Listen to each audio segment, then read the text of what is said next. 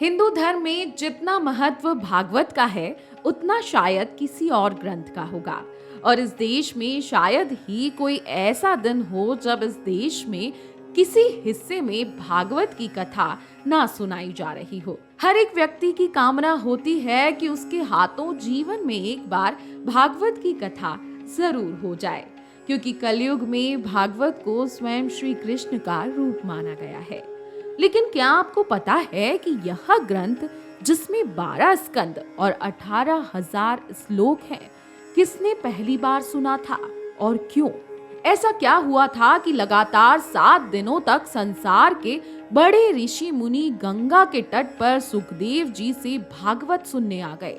इसके पीछे एक बेहद रोचक कथा है, जो चलिए आज हम आपको बताते हैं। दरअसल कलयुग के आगमन से पहले महाभारत का युद्ध हुआ था, जिसमें पांडव विजय हुए थे। उसके बाद श्री कृष्ण ने भी यदुवंशियों को आपस में लड़वाकर खत्म करवा दिया और खुद भी अपने परम धाम को पधार गए।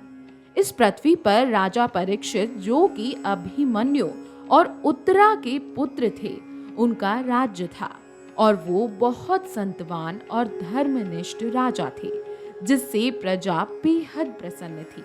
एक दिन राजा ने देखा कि एक पैर वाले बैल और गाय को कोई पीट रहा था।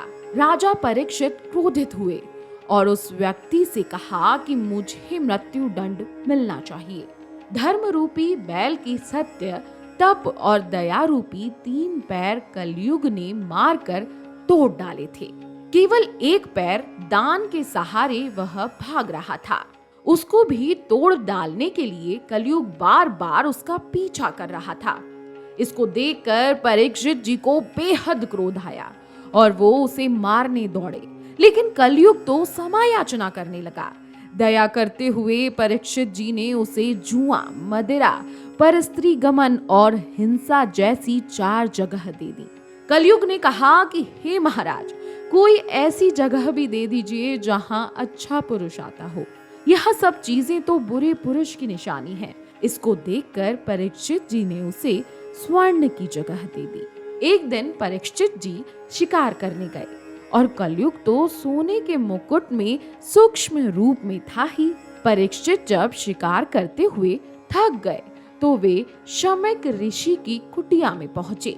चूंकि ऋषि मौन थे तो उन्होंने राजा का सत्कार किया। इसे देखकर परीक्षित बेहद क्रोधित हो गए और उन्होंने मरा हुआ सर्प उनके गले में डाल दिया। इस घटना का महाभारत के आदि पर्व के अलावा भागवत के पहले स्कंद में भी जिक्र है। उसी वक्त उनका पुत्र श्रृंगी स्नान करने गया हुआ था। जैसे ही उसे यह पता चला कि उसके पिता के गले में राजा ने मरा हुआ सर्प डाल दिया है, उसने उसी वक्त श्राप दे दिया कि इस राजा की आज से ठीक 7वें दिन मृत्यु हो जाएगी और तक्षक नामक सर्प उसकी मृत्यु का कारण बनेगा। उधर राजा को संताप हुआ कि उन्हें ऐसा व्यवहार नहीं करना चाहिए था। वहीं दूसरी ओर शमक ने अपने पुत्र से कहा कि बेटा, राजा तो प्रजा का पालनहार होता है, उसने कुछ गलत नहीं किया था, तो तुमने उसे श्राप क्यों दिया? लेकिन अब तो जो होना था हो चुका था। परीक्षित के तक्षक द्वारा डसे जाने की भविष्यवाणी संसार में फैल चुकी थी।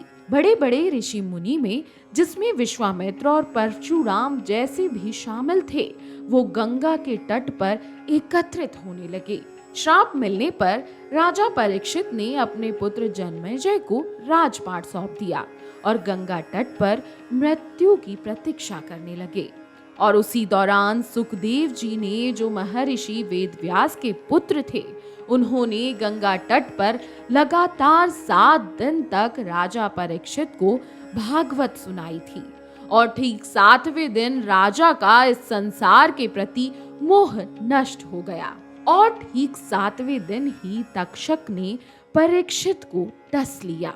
कुछ ही क्षणों में परीक्षित जी का शरीर राख हो गया था, लेकिन उनकी आत्मा की मुक्ति हुई। तभी से साप्ताहिक भागवत की शुरुआत हुई। इस कहानी को सुनकर आप समझ ही गए होंगे कि भागवत 7 दिन तक क्यों होती है। इस वीडियो को ज्यादा से ज्यादा शेयर करिए ताकि अधिक लोग इस बात की जानकारी रख सकें। वीडियो डेस्क जीवांजलि.com। अगर आपको हमारा ये वीडियो पसंद आया हो तो हमारे चैनल जीवांजलि को सब्सक्राइब करें